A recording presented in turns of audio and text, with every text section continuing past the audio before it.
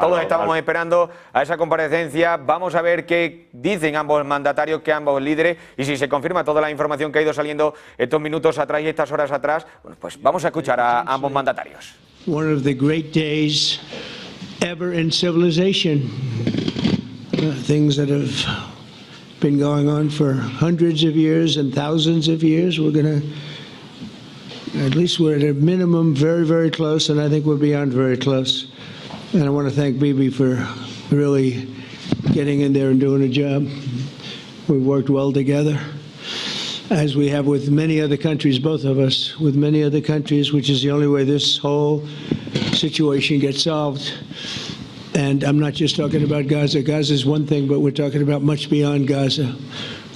The whole deal, everything getting solved. It's called peace in the Middle East.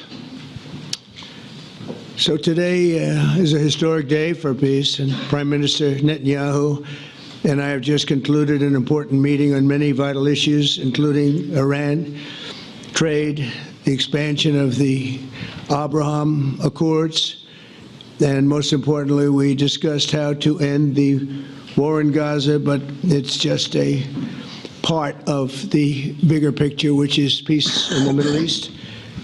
And let's call it eternal peace in the Middle East. So this is far more than anybody expected, but the level of support that I've had from the nations in the Middle East and surrounding Israel and neighbors of Israel has been incredible, incredible. Every single one of them. This afternoon, after extensive consultation with our friends and partners throughout the region, I'm formally releasing our principles for peace, which people have really liked, I must say. And these are done not just routinely done, these are done with total consideration and working with the nations that we're talking about. All of these nations have made contributions to those suggestions. I want to thank the leaders of many Arab and Muslim nations for their tremendous support in developing the proposal, along with many of our allies in Europe. Europe has been very much involved, and as I was called by many of the European leaders, most of them saying, is this true? Are you really doing peace in the Middle East? This is the most incredible thing we've heard. Some think it's the biggest thing they've ever heard. They called just to find out, was it just a rumor or is it actually done? And then they said, have you spoken to the Arab leaders? Have you spoken to all of the other leaders that we have to get? A lot of people involved in this one. I also want to thank Prime Minister Netanyahu for agreeing to the plan and for trusting that if we work together, we can bring an end to the death and destruction that we've seen for so many years, decades, even centuries, and begin a new chapter of security, peace, and prosperity for the entire region. And I want to just say that my meetings and dialogue that we had with so many countries, Saudi Arabia as an example, the king is a phenomenal person. The Emir of Qatar, he's incredible people. UAE, and that's MBZ and ABZ. We're totally involved. These are the people that we've been dealing with and who've been actually very much involved in this negotiation, giving us ideas, things they can live with, things they can't live with. Pretty complex. I mean, after 2,000, 3,000 years, whatever it is, I guess it's got to be a little complex, or it would have been done a long time ago. The King of Jordan was with us, as you know, in the United Nations. The President of Turkey, President Erdogan, is a friend of mine, a strong man, but a good man. President of Indonesia, somebody who's an amazing leader, Prabowo. He is an amazing leader and respected by everybody. He was in the room with us. We were together with most of these people that I'm mentioning. Others were by phone or the next day. The Prime Minister and the Field Marshal of Pakistan, they were with us right from the beginning. Incredible. In fact, they just put out a statement that they fully believe in this pact. It just came out just as I was walking around. They said, sir, you have a big notice from the Prime Minister of Pakistan and from the Field Marshal that they back this 100%. President El-Sisi of Egypt, who's terrific. And these are people I've gotten to know over the years. I mean, I would say it started around 2015 and then went into 2016 when the presidency officially began. But I've known him actually for a long time, and there are many cases really great men. I can't say in all cases, but I will tell you in many cases they're great men. And some great women, too. They tend to be mostly men, however, I will say that. But if accepted by Hamas, this proposal calls for the release of all remaining hostages immediately, but in no case more than 72 hours. So the hostages are coming back, and I hate even saying this from the standpoint, doesn't sound right, but it is so important to the parents. The bodies of the young men, I believe in almost all cases, the young men are coming back immediately. I met with parents. The parents felt as strongly about getting the body of their dead boy back as they did as though the boy were alive and well. It's so important to them. And it means the immediate end to the war itself, not just Gaza. It's the war itself. Under the plan, Arab and Muslim countries have committed, and in writing in many cases, but I actually would take their word for it, the people I mentioned, I'd take their word for it, to demilitarize Gaza, and that's quickly. Decommission the military capabilities of Hamas and all other terror organizations. Do that immediately. And we're relying on the countries that I named and others to deal with Hamas. And I'm hearing that Hamas wants to get this done too, and that's a good thing. And destroy all terror infrastructure, including the tunnels, weapons, production facilities. They have a lot of production facilities that we're destroying.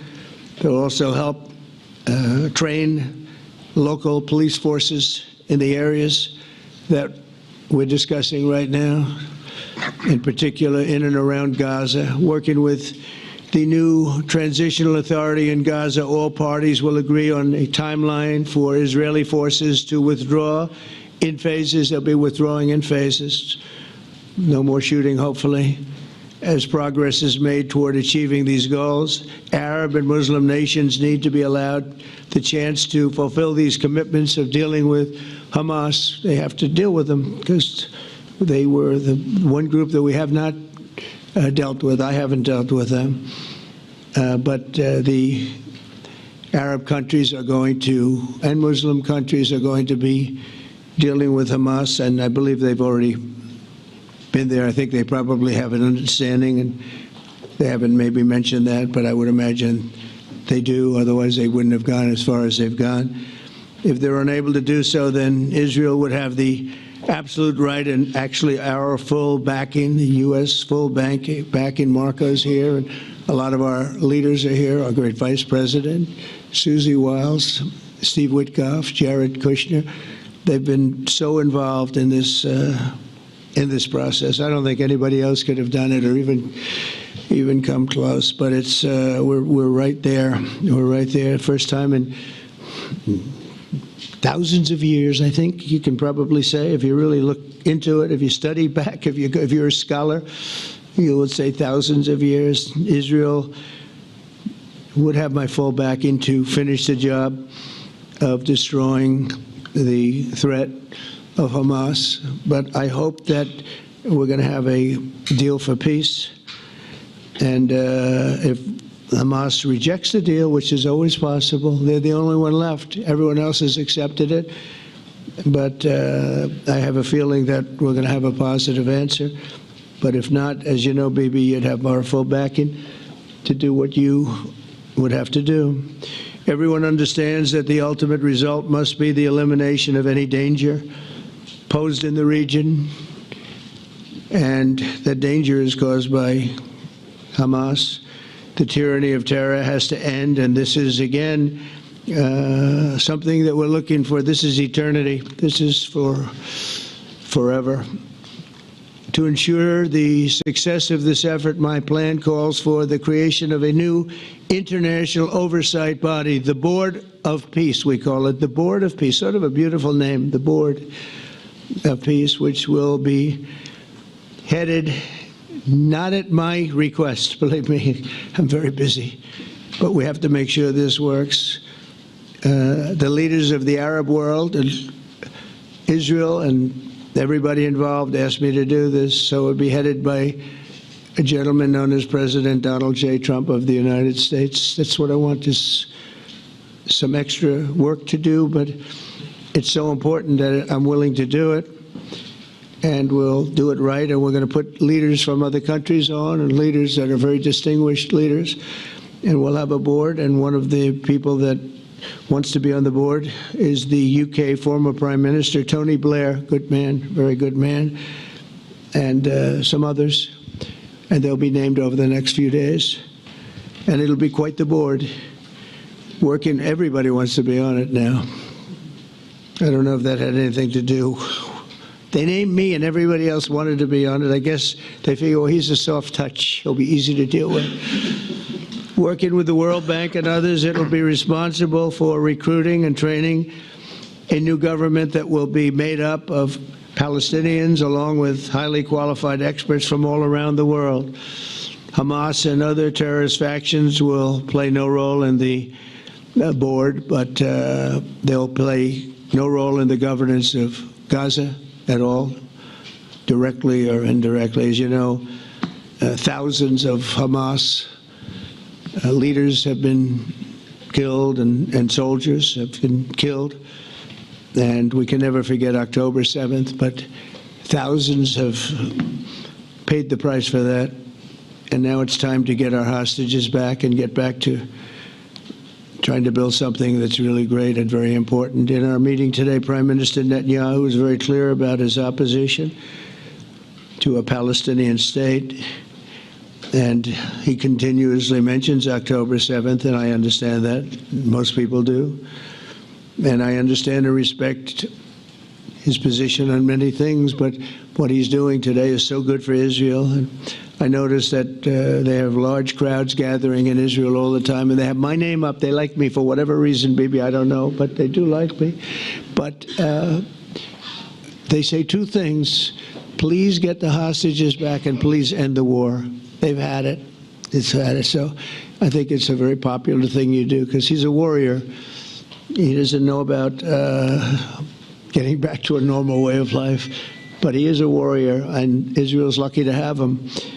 But now the people want to get back to peace. They want to get back to normalization in a true sense. Several countries have foolishly recognized the Palestinian state. As you know, some of our European friends, allies, good people, but they're really, I think, doing that because they're very tired of what's going on for so many decades. They've been presidents and prime ministers for years, and during this time, having to do with the Middle East, all they're doing is talking about the same thing over and over. They want to see it get back, and nobody wants that more than me, or I believe Bibi too. But the people of Israel want it. They really want it. They want the hostages back. That includes the probably 32 bodies that we're talking about, 20 people that are living, 32 or so people that are dead, and they want to have peace. So let us not forget how we got here. Hamas was elected by the Palestinian people. Israel withdrew from Gaza thinking they would live in peace. Remember that a long time ago? They withdrew. They said, you take it. This is our contribution to peace. But that didn't work out. That didn't work out. It was the opposite of peace. They pulled away. They let them have it. And I never forgot that, because I said, that doesn't sound like a good deal to me. As a real estate person, I mean, they gave up the ocean, right? Ron, they gave up the ocean. They said, who would do this deal? And it still didn't work out. They were very generous, actually. And they gave up the most magnificent piece of land in many ways in the Middle East. And they said, all we want to do now is have peace. And that request was not honored. Instead of building a better life for the Palestinians, Hamas diverted resources to build over 400 miles of tunnels and terror infrastructure, rocket production facilities, and hid their military command posts and launch sites in hospitals, schools, and mosques. So if you went after them, you'd be after them, and you wouldn't even realize you ended up knocking out a hospital or a school or a mosque. A terrible thing, terrible way to have to fight. No fight is good, but that's a real bad one. So there are many Palestinians who wish to live in peace. Many. I've seen so many of them, and they have support. And I challenge the Palestinians to take responsibility for their destiny, because that's what we're giving them. We're giving them responsibility for their destiny, fully condemn and prohibit terrorism and earn their way to a brighter future. They don't want the life that they've had. They've had a rough life with Hamas.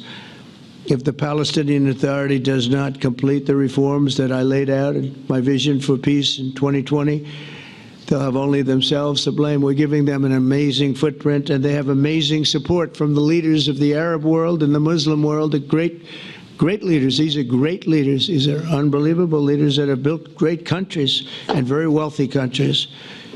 What the future holds for the Palestinians, no one really knows, but the plan that we put forward today is focused on ending the war immediately, getting all of our hostages back, getting everything back. Hard to believe when you even say it, and creating conditions for durable Israeli security and Palestinian success. Israeli security is going to be involved. We're going to help you.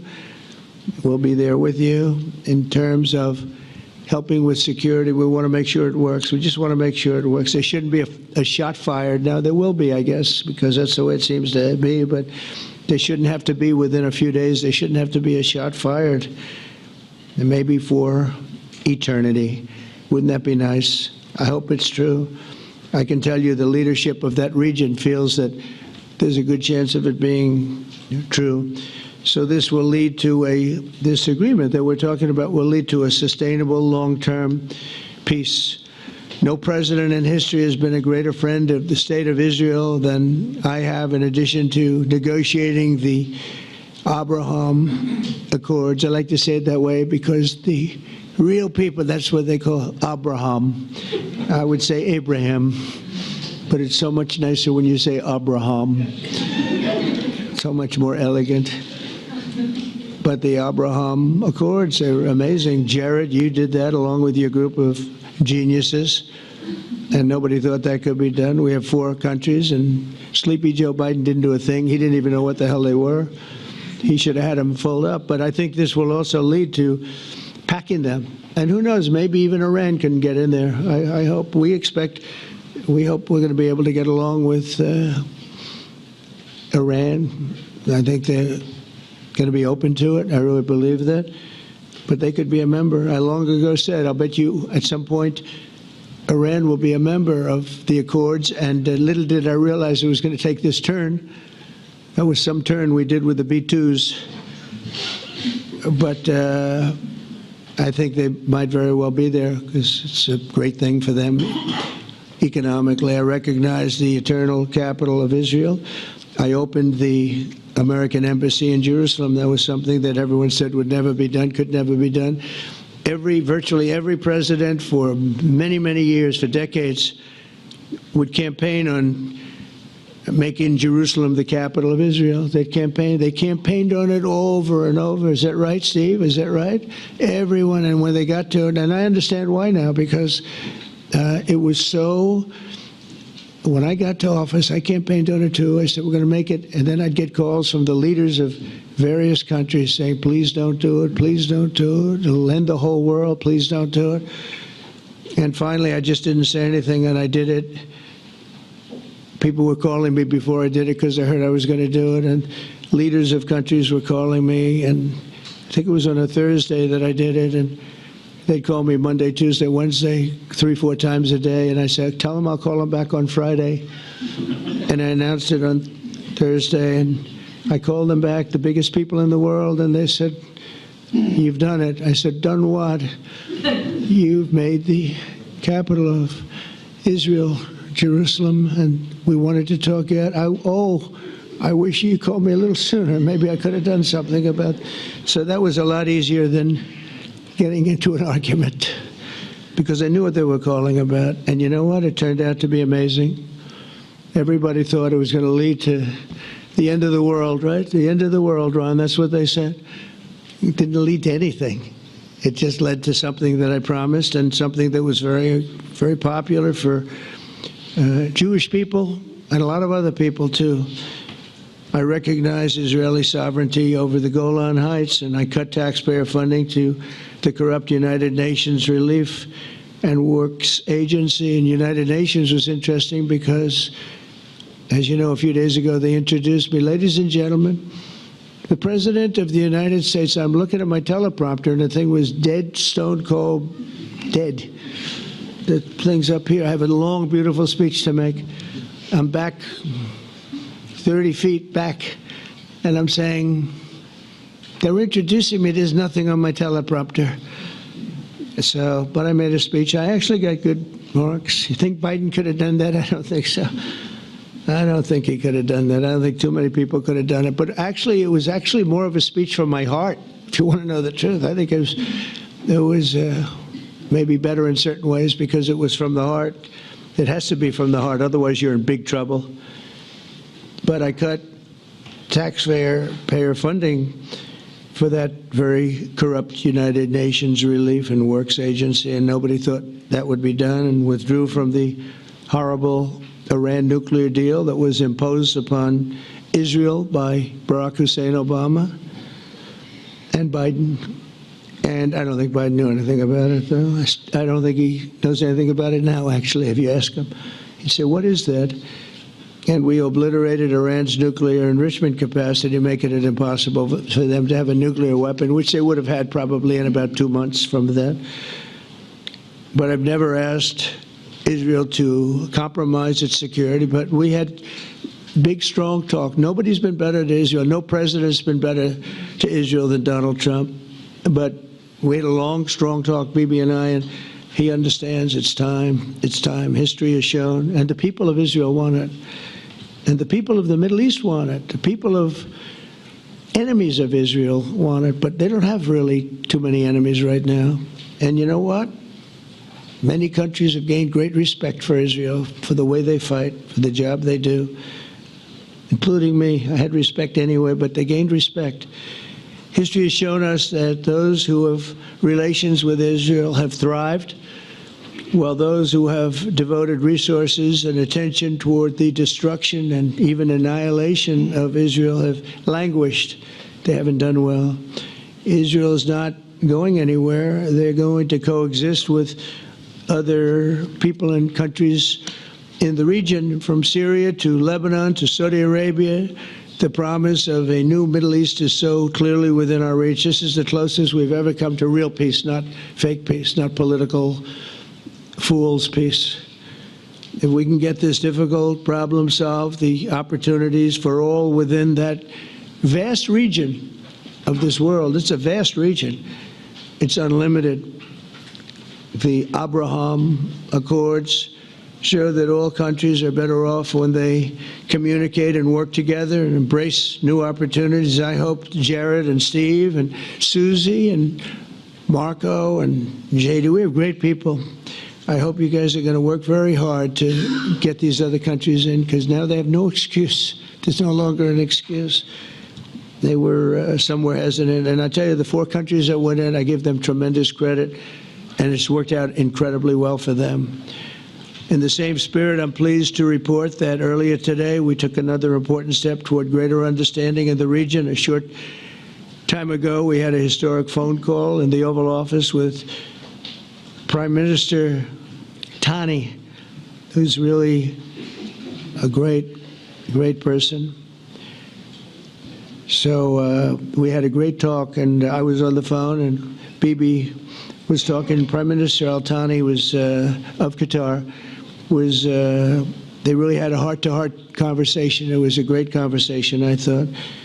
It was productive. It was everything that you need to have something turn out to be successful. And I want to thank Bibi, and I want to thank the Prime Minister. It was fantastic.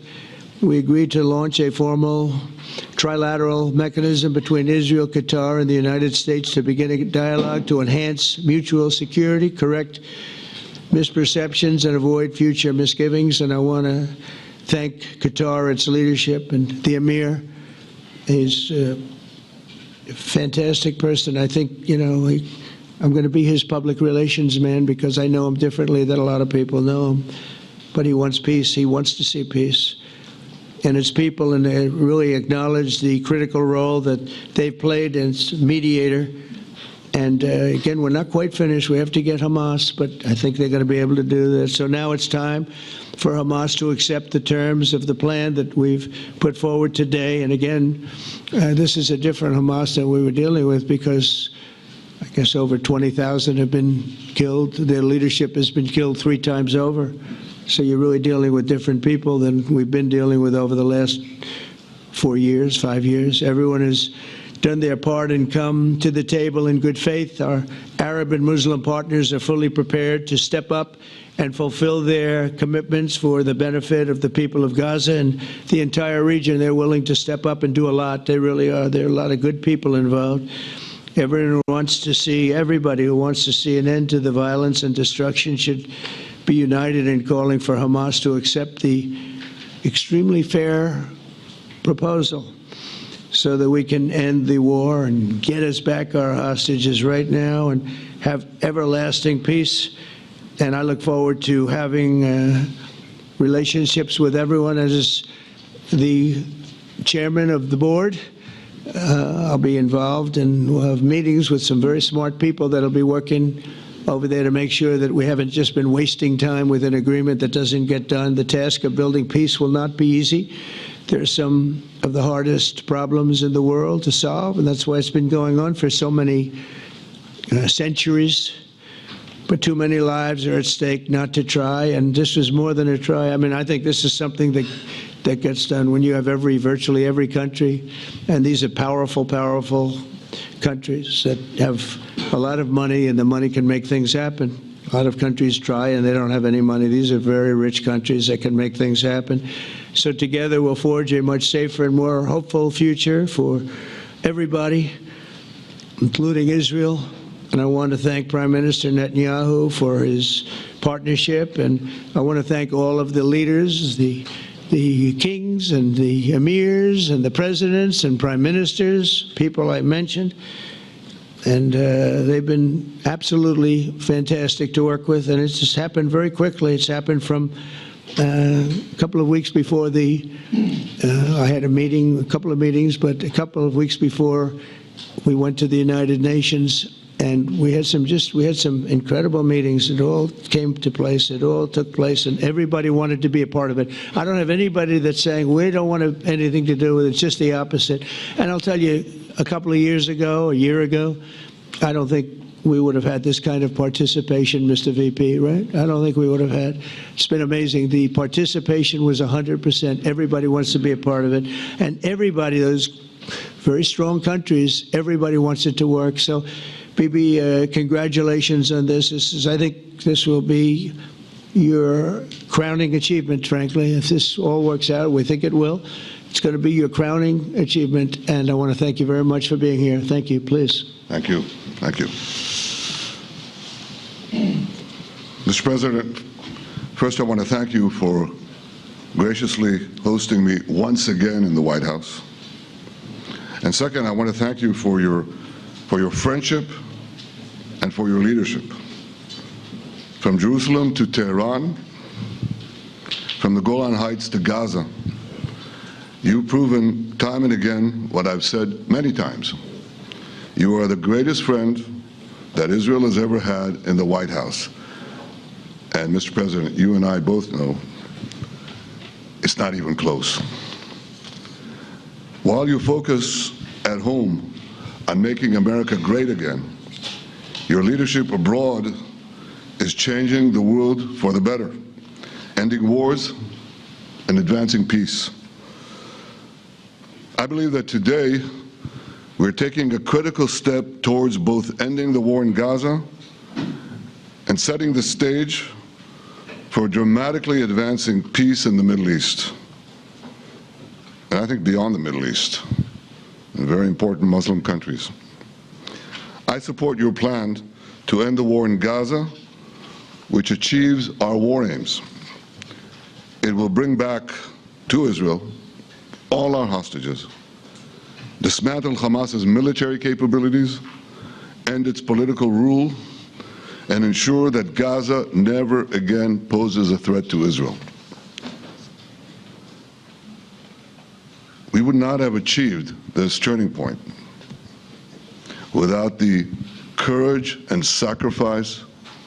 Bueno, pues escuchábamos al presidente, en una primera instancia al presidente de los Estados Unidos, a Donald Trump. Ahora escuchamos a Benjamín Netanyahu, que tendrá que decir seguramente alguna cosa relevante relacionada con lo que ha dicho Donald Trump. Un Donald Trump que ha confirmado, el presidente de los Estados Unidos, que en el día de hoy el primer ministro de Israel, Benjamín Netanyahu, ha aceptado su propuesta de paz para Gaza. Decía literalmente: también quiero agradecerle al primer ministro Netanyahu por aceptar dicho plan, que consta de 20 puntos, por confiar en que si trabajamos juntos podemos poner fin a la muerte y la destrucción que hemos presenciado durante tantos años, décadas e incluso también siglos. Es lo que añadía Donald Trump. También, eso sí, decía: no me refiero solo a Gaza, también a todo el tipo de asunto, a todo tipo de asunto. Todo se está resolviendo. Se llama paz en Oriente Medio, decía Donald Trump. Bueno, pues eso es lo que decía el presidente, quien también decía, aparte de eso, Donald Trump decía que, bueno, pues respaldará a Israel en la destrucción de Hamas si Hamas rechaza el plan de paz propuesto por los Estados Unidos de América. También un Donald Trump que decía eso, que volvía a insistir una y otra vez en que Netanyahu había comprado, el que había aceptado, por así decirlo, su plan para poner fin al conflicto de Gaza, y eso sí, decía que los países han reconocido totalmente al Estado de Palestina, que la idea sería que Israel, bueno, pues que se llegara a un acuerdo de paz y que a partir de ahí se empezaran a construir vías posibles para la convivencia tanto de los palestinos como los israelíes. Bueno, vamos a escuchar de nuevo al primer ministro de dicho país, de Israel, Benjamín Netanyahu. Neither by Hamas nor by the Palestinian Authority.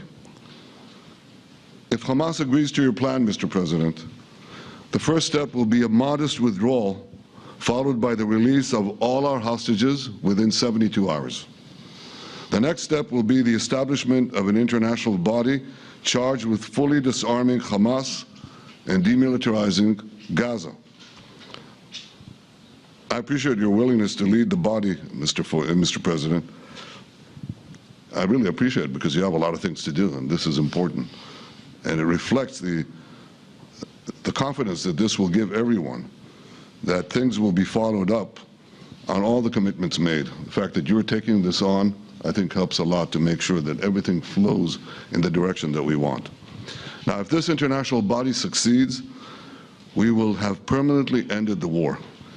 Israel will conduct further withdrawals linked to the extent of disarmament and demilitarization, but will remain in the security perimeter for the foreseeable future. I think we should understand that we're giving everybody a chance to have this done peacefully, something that will achieve all our war objectives without any further bloodshed. But if Hamas rejects your plan, Mr. President, or if they supposedly accept it and then basically do everything to counter it, then Israel will finish the job by itself. This can be done the easy way, or it can be done the hard way, but it will be done. We prefer the easy way, but it has to be done. All these goals must be achieved because we didn't fight this horrible fight, sacrifice the finest of our young men to have Hamas stay in Gaza and threaten us again and again and again with these horrific massacres. Mr. President, I was encouraged by your clear statement at the UN against the recognition of a Palestinian state. That would be an outcome that, after October 7th, would reward terrorism, undermine security, and endanger Israel's very existence. As for the Palestinian Authority, I appreciate your firm position that the PA could have no role whatsoever in Gaza without undergoing a radical and genuine transformation. In your 2020 peace plan, which you mentioned just now, you made clear what that transformation requires. It's not lip service. It's not checking a box. It's a fundamental, genuine, and enduring transformation. And that means ending pay to slay, changing the poisonous textbooks that teach hatred to Jews, to Palestinian children, stopping incitement in the media, ending lawfare against Israel at the ICC, the ICJ, recognizing the Jewish state, and many, many other reforms. It won't come as a surprise to you that the vast majority of Israelis have no faith that the PA Leopard will change its spots. But rather than wait for this miraculous transformation, your plan provides a practical and realistic path forward for Gaza in the coming years, in which Gaza will be administered neither by Hamas nor the Palestinian Authority, but by those committed to a genuine peace with Israel. I think this can be not only a new beginning for Gaza, I think it can be a new beginning for the entire region. Under your leadership, we can re-energize, well, I've got to contribute my own, we can re-energize the Abraham Accords. That's what it's called in the original Hebrew, Abraham. Abraham is fine, Abraham, however you want to call it. Under your leadership, Mr. President, we can re-energize the Abraham Accords that we forged 5 years ago. We can expand them to many more Arab and Muslim nations that choose moderation over extremism. I think there's an opportunity here. It's not going to be easy, it's tough going, but I think if we succeed, you're absolutely right. We're going to open possibilities that nobody even dreamed of. But I think we dream of them. As you've told me, Mr. President, and you've told the world many, many times, you said, remember October 7th. Remember October 7th. And we do. We will never forget the horrors of October 7th, and we will do whatever is necessary to make sure they don't happen again. Since October 7th, Israel's enemies have learned a hard truth. Those who attack us pay a heavy price, but those who partner with us advance progress and security for their peoples. President Trump just said it, it's also in the Bible. It says, those who will bless you will be blessed, and those who will curse you will be cursed. And that's actually what is happening. We want the blessings. I think we've done a lot in the past 2 years to end the curse. We're not finished, but we've done a lot. And we've done a lot together to end the curse. I want to thank your entire team for their efforts to get to this point. I especially want to thank Steve Witkoff and Jared Kushner for their indefatigable work to bring Israel and Arab states in the region closer together. I am deeply grateful to both of them for their work. We had a phone call today just to make it clear. I said to the Prime Minister of Qatar, Israel was targeting terrorists, wasn't targeting Qatar. And of course, we regretted the loss of the Qatari citizen. It wasn't our target. And I very much appreciate President Trump's proposal to have a trilateral body, the United States, Israel, and Qatar, to work out respective grievances. There are quite a few. But if we could try to mitigate them or put it on a different footing, I think that'll be good for everyone. Above all the people, the fine team, and many helpers who've done this, I want to thank you, Mr. President. History has already shown that under your leadership, Israel and America can change the face of the Middle East. And today I'm hopeful that your plan to end the war in Gaza will do so again and do so soon. It will free our hostages, end Hamas's tyranny in Gaza, and enable a more secure and prosperous future for the peoples of our region. Thank you, Mr. President. May God bless America. May God bless Israel. May God bless the indispensable alliance between our countries. And may I add, in Hebrew, may we all be inscribed in the book of life. Thank you. Thank you very much, baby. So I think while we wait for these documents to be signed and get everybody in line, I think it maybe is not really appropriate to take questions. I'm meeting with, as you know, a couple of Democrats in a little while about the country, about keeping our country open. They're going to have to do some things because their ideas are not very good ones. They're very bad for our country. So we'll see how that works out. But this is something that was really historic today. This was something that was amazing. I think, Bibi, I mean, depending on you, I think while we're waiting for signatures and waiting for approvals from a lot of different countries that are involved in this, we probably shouldn't take questions, or would you like to take a question or two from perhaps a friendly Israeli reporter, if there's such a thing? That's a very, very tough proposition. But I would think, Mr. President, that I would go by your instinct that this is, we'll have enough time for questions. Let's settle the issue first, I think. Thank you very much, everybody. Thank you.